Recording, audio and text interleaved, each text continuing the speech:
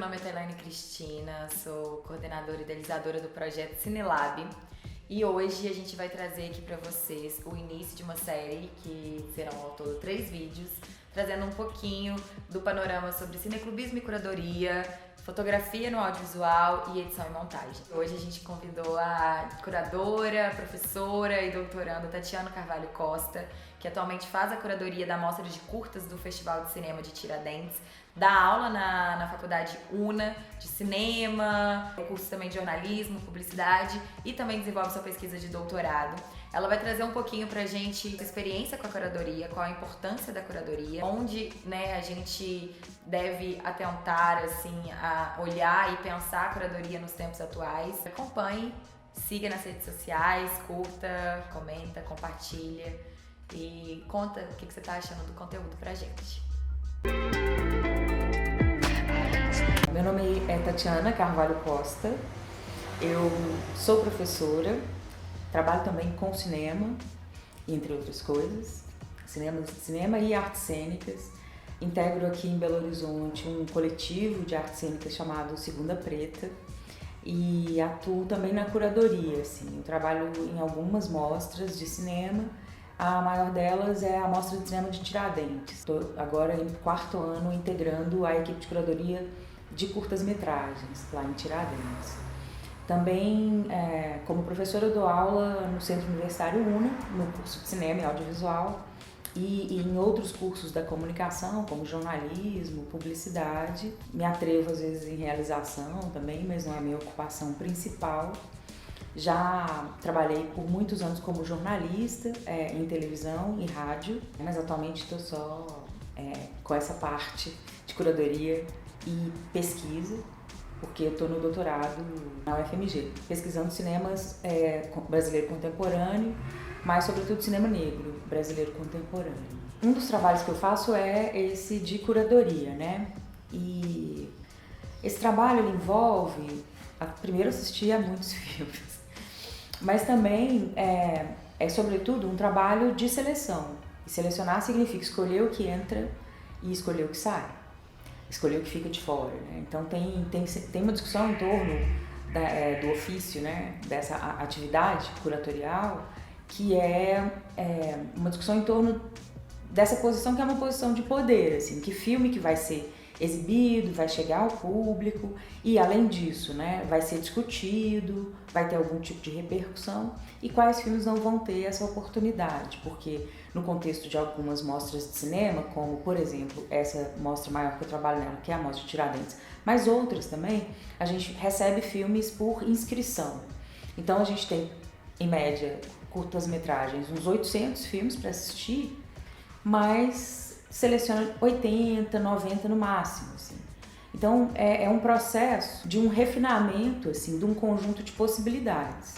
E aí não é necessariamente selecionar o melhor filme. É o melhor filme para aquela circunstância. E aquela circunstância implica uma série de coisas, assim.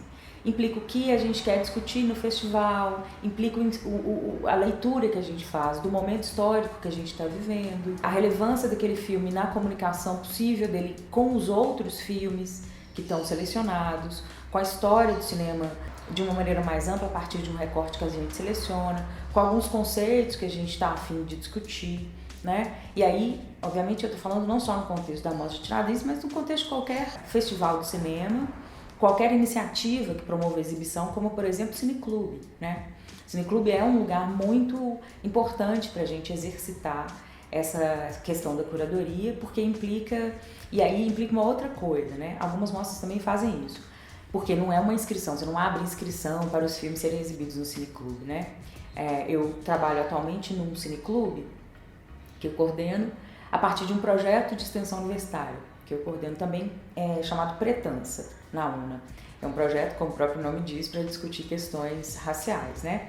Então a gente tem um cineclube que se reúne mensalmente, às vezes a cada 2 meses, e obviamente a gente não abre inscrição para os filmes, né? A gente busca os filmes, então a gente chama de curadoria propositiva, digamos assim, a gente vai atrás dos filmes. E aí a gente vai atrás dos filmes primeiro a partir do recorte muito específico desse cineclube. São filmes que vão nos ajudar a discutir as questões raciais que a gente está a fim de discutir, né? E obviamente também são filmes em função de ser um cineclube dentro de uma escola, né, que tem um curso de cinema, são filmes que vão discutir questões próprias do cinema também. Então a gente faz uma seleção a partir disso, né? Então, estou dando esses dois exemplos só para entender assim, esse diapasão, digamos assim, essa multiplicidade de possibilidades de atuação na curadoria, né? Que a gente tem uma curadoria que é isso, que a gente recebe um conjunto de filmes e reage a ele, esse conjunto de filmes, um conjunto diverso, múltiplo, e que a gente vai ali olhando a partir de pressupostos que a gente determina ou que as circunstâncias determinam. E tem também essa outra curadoria em que a gente propõe alguma discussão e vai atrás dos filmes que a gente está afim. Mas existem outras modulações também, né? Existem curadorias que a gente faz a partir de determinados autores, de determinadas épocas, de determinadas regiões. Enfim, tem essa multiplicidade. Mas, fundamentalmente, é essa atividade de seleção a partir de alguns critérios para que esses filmes encontrem um público e imaginando a possibilidade de discussão que esses filmes podem provocar. Agora falando especificamente da minha atuação, tem alguns pressupostos que independem do contexto em que eu estou atuando, assim, que aí é uma maneira de olhar para o cinema no geral, né? Que tem a ver com uma compreensão desse momento histórico que a gente está vivendo, entendendo que o cinema é algo gestado nesse mundo, é algo que encontra as pessoas nesse mundo e devolve para as pessoas o mundo em que foi gestado, nesse sentido, para uma elaboração coletiva, né? Um filme não é uma coisa acabada, porque ele sempre vai ser revisto, né? E recontextualizado. No mundo, é importante a gente entender esse mundo, né? Como diz o Girish Chabot, o mundo é maior que o cinema. Quer dizer, não é só ele que disse isso não, mas ele é um sujeito que provoca muito essa discussão a partir de uma ideia de nova cinefilia que ele traz, né? Mas discutir curadoria é também pensar um pouco cultura fílmica. E pensar cultura fílmica é pensar o mundo em que essa cultura fílmica é possível, né? Então é importante também a gente ter essa perspectiva. E aí, nesse sentido, a gente parte de uma visão de mundo. A visão de mundo da qual eu parto diz respeito à compreensão de sobretudo nesse momento que a gente está vivendo, né, de um colapso de modelo de sociedade que historicamente é muito construído em torno de uma ficção ou de uma ilusão muito autoritária de um sujeito universal que foi construído ao longo do tempo, dos séculos, em torno de um território específico, em torno de um corpo específico, né? É um sujeito eurocêntrico, masculino, cisgênero, heterossexual e branco. Isso é a partir desse sujeito, isso não é o cinema. Isso é a filosofia, isso é o que gera a própria ideia de modernidade. Isso é a sociologia, é a antropologia.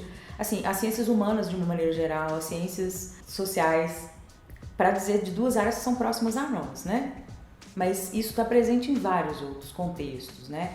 Nas áreas de saúde, nas áreas outras, mas eu vou falar delas porque não são de minha proximidade. Então, nesse sentido, entender que existe uma posicionalidade subjetiva que conforma a nossa sociedade e essa posicionalidade necessariamente precisa excluir outras, chamar quem não é o mesmo sujeito, do sujeito universal de outro, né? Então, África é o outro, negro é o outro, mulher é uma especificidade, né? Outras modulações de identidade de gênero e orientação sexual que não a cisnormatividade são outro. E isso é uma hierarquia, né? E isso determina muita violência subjetiva. E os filmes, historicamente, reproduzem isso. Reproduzem uma dinâmica, por exemplo, de colonialidade, de romantização de violências, né? Se a gente pegar desde o início do cinema, a gente pega um filme incrível, importantíssimo, que a gente estuda, que muita gente tem um afeto por ele, que é Viagem à Lua, do Georges Méliès.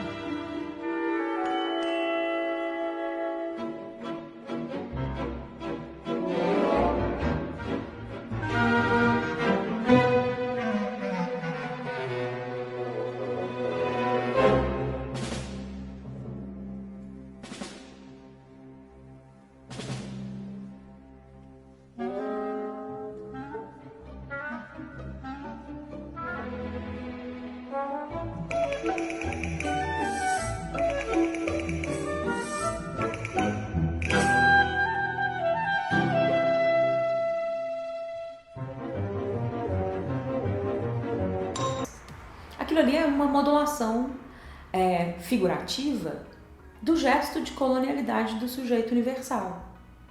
É um conjunto de cientistas que se reúne para conhecer outro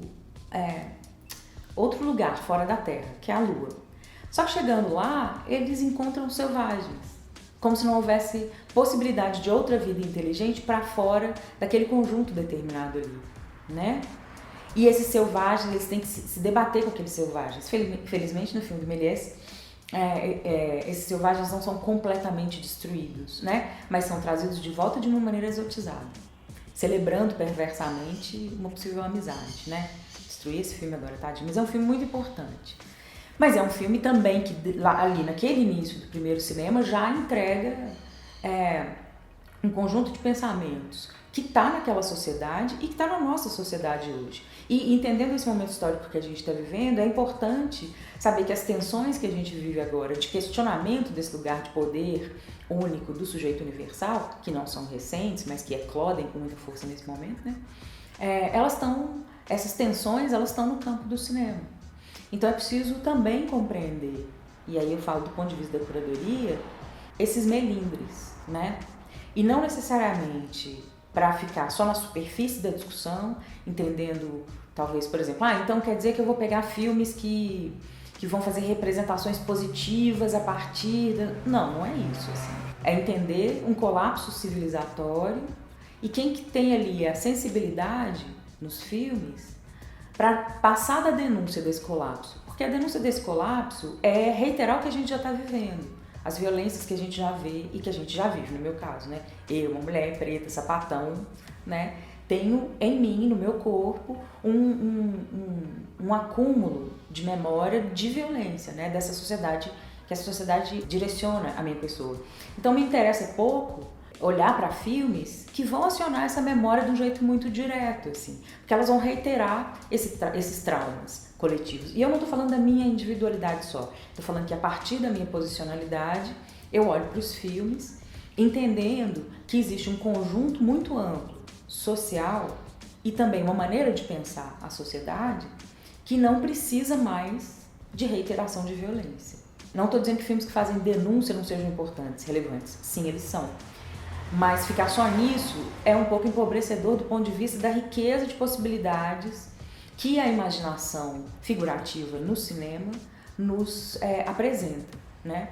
Então, ultimamente, eu tenho me interessado muito por filmes que dão conta de inventar novos mundos, de dizer, de reescrever a história, de dizer de que maneira a nossa vida é e de que maneira a nossa vida pode ser. Tem alguns filmes que não necessariamente vão ser totalmente experimentais ou inventivos ou ensaísticos, assim. Tem filmes que vão ficar muito colados em cânones de gênero. E isso não é um problema, pelo contrário, assim. Isso é maravilhoso, por exemplo, ver alguns filmes que vão se apropriar dos códigos do terror para fazer isso, assim, para entregar pra gente outras formas ou novas ou várias, múltiplas possibilidades de olhar para esse mundo, que é um mundo que está em colapso mesmo, né? Assim, então é muito interessante pensar a maneira como esses novos filmes que estão chegando, assim, não abandonam as tradições do cinema, mas relaboram a partir disso. Que isso está na história do cinema, né? De uma maneira geral. Mas é só porque quando a gente fala de filmes, pelo menos esses filmes que me interessam agora, né? Quando a gente fala de filmes que vão tentar dar conta desse mundo e elaborar as questões, as urgências desse mundo, fica parecendo que são só filmes que vão ser absolutamente inventivos. Não necessariamente.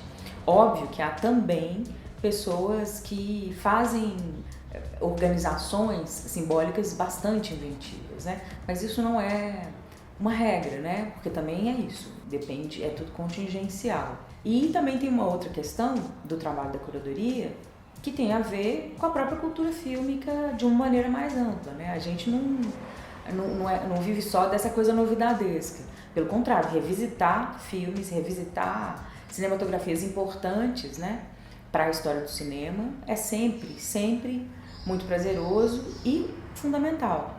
Algumas cinematografias vão ser novas descobertas e outras a gente vai acabar problematizando, né, à luz do que vivemos no momento contemporâneo. Então, o trabalho da curadoria também leva isso em consideração, não necessariamente só pensar filmes que acabaram de ser feitos ou que são mais recentes. Vou dar alguns exemplos assim, de processos pelos quais eu passei, só para vocês terem uma ideia assim, desse trabalho.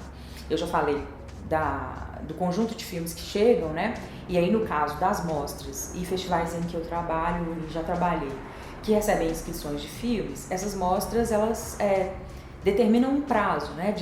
Os filmes precisam ter sido realizados ali mais ou menos nos 2 anos anteriores ou naquele ano em que a mostra é realizada e no ano anterior, o prazo é mais ou menos esse, né?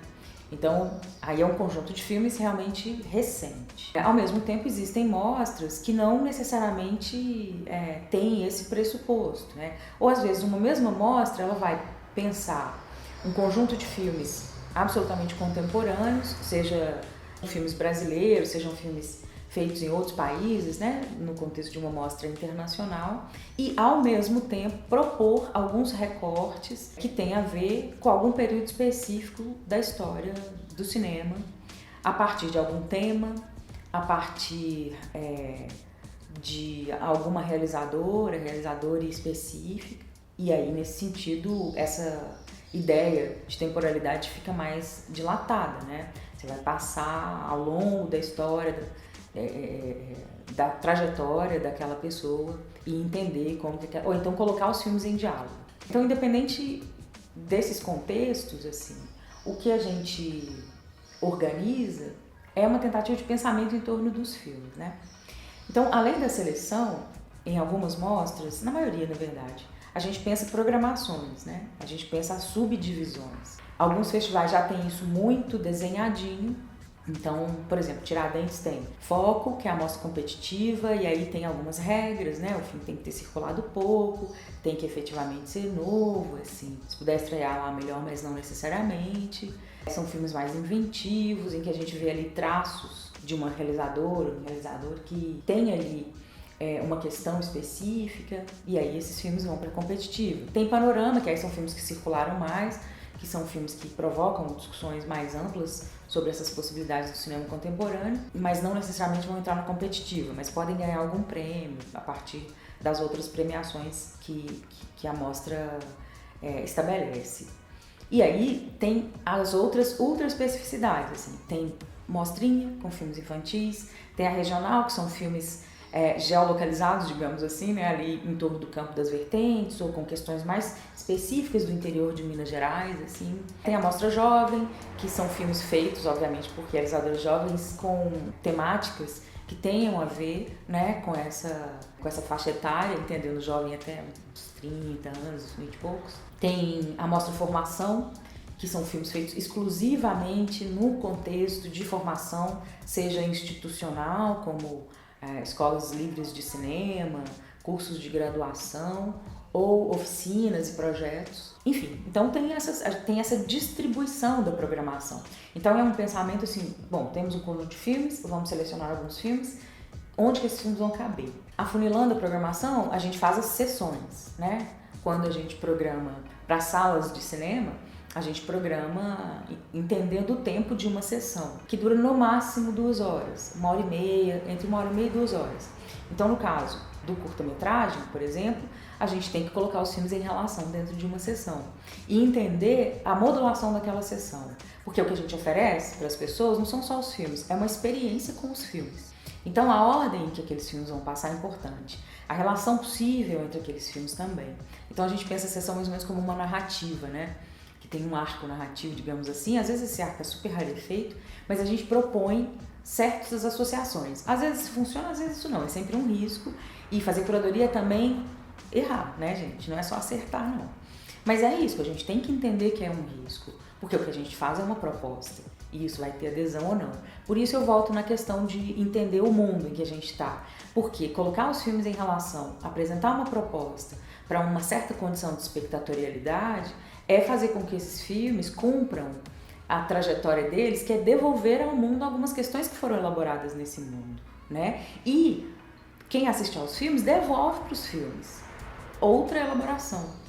Então esse ciclo todo acontece num mundo, assim. Então não é só olhar para os filmes, é também entender esse contexto, né? Em que os filmes vão ser recebidos. Então tem isso. Isso no caso de curtas metragens, que eu tô falando dessa montagem da sessão, dessa estrutura dessa maneira.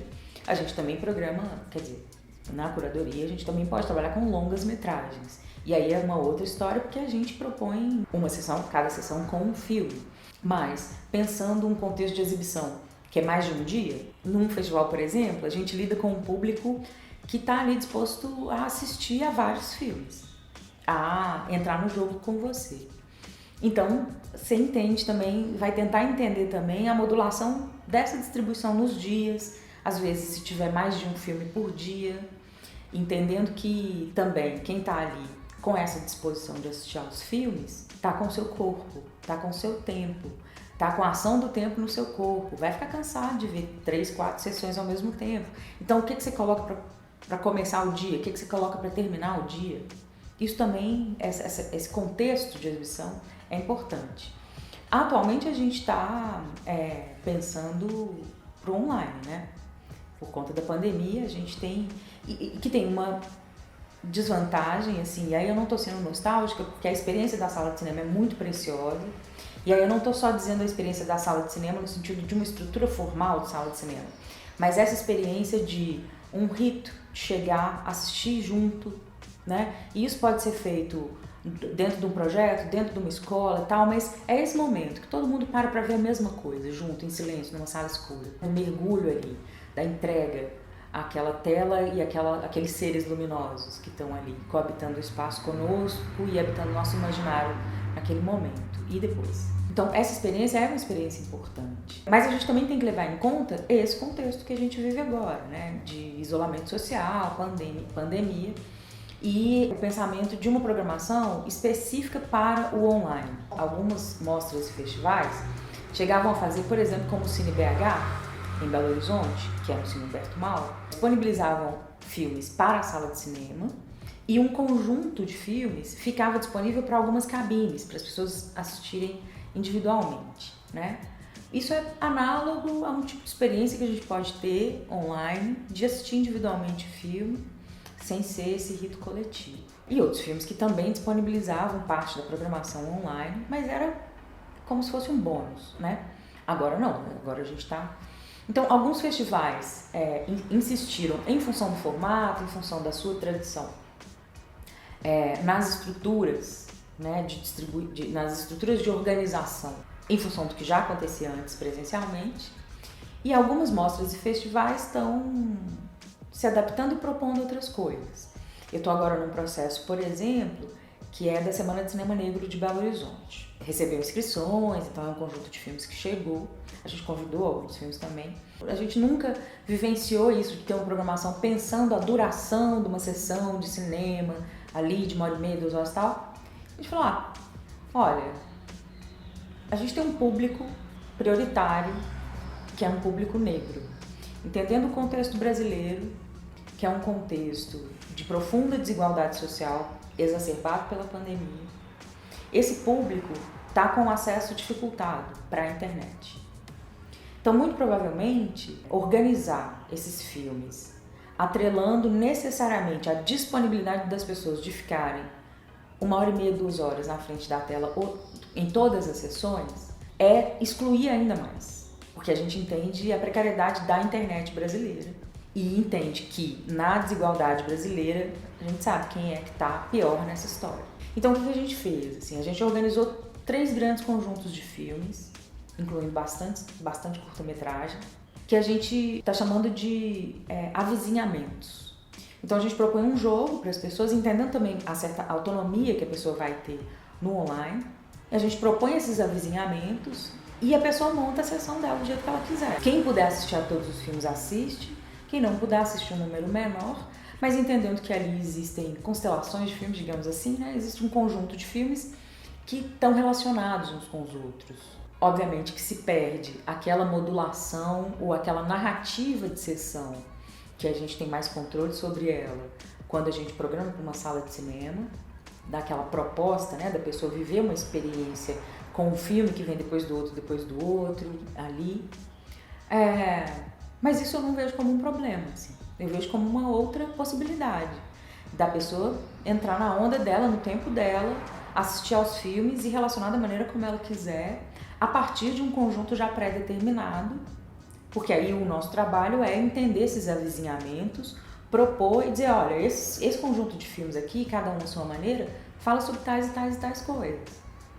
Então você vê, você assiste e depois, se quiser, e a gente também propõe um retorno, né, para as pessoas comentarem com a gente, porque é uma coisa muito legal também de mostras de cinema e de cineclubes e tal, é a conversa, né? Essa dinâmica mais ampla da cultura fílmica, que diz respeito à conversação, à elaboração das questões propostas pelos filmes, né? Isso é incrível, isso é uma parte muito maravilhosa. Então é isso, a gente propõe dessa maneira, nesse momento, na internet, entendendo uma autonomia também de quem está ali na frente do dispositivo, seja computador, tablet, celular ou o que for, né? Autonomia, tempo, condição de recepção, técnica, em função das desigualdades sociais. Então eu acho que a gente tem que levar essas coisas em consideração também, porque senão vira uma coisa autoritária. Como eu disse, curadoria é um lugar de poder, mas no mundo em que a gente entende que a lógica que constitui esse mundo está ruindo, né? O mundo está em colapso, a gente também tem que problematizar o que a gente chama de poder, né? Porque poder, no senso comum, pressupõe algo muito violento. Por mais que esse poder seja glamourizado, né? Ah, uma mulher poderosa, não sei o quê. É o quê? É melhor que, tipo, tá lá em cima e aí tem que ter gente embaixo para validar o que tá em cima? Eu gosto de pensar, não só eu, né? Faço parte de um grupo de pessoas mais amplo, né? Algumas eu conheço, algumas eu nem conheço, mas que pensamos nesse pressuposto de que a ideia de poder é uma ideia de possibilidade. E aí o que a gente faz com isso? Se a gente entende que esse modelo de mundo não funciona mais, o fundamental é entender que a ideia de poder, entendendo como possibilidade, é a possibilidade de não reproduzir violência, possibilidade de não reproduzir hierarquias. Isso é uma utopia, eu sei. Mas é importante pensar nisso na ação, na curadoria. Como que a gente coloca em movimento processos mais horizontalizados, mais colaborativos, mais aquilombados, digamos assim, né? No caso desse pensamento sobre cinema negro, mas não necessariamente, assim, não estou falando só dessa vivência aquilombada preta. Pode ser qualquer possibilidade de atuação, levando em conta, inclusive, assim, as possibilidades quando a pessoa faz a curadoria sozinha. Porque não é curadoria sozinha, a pessoa está colocando os filmes em relação, está se colocando em relação com uma série de coisas. Então, como pensar isso sem reproduzir as hierarquias e as violências nos processos? Porque parte da gente, né? Então, acho que o trabalho é um pouco por aí também.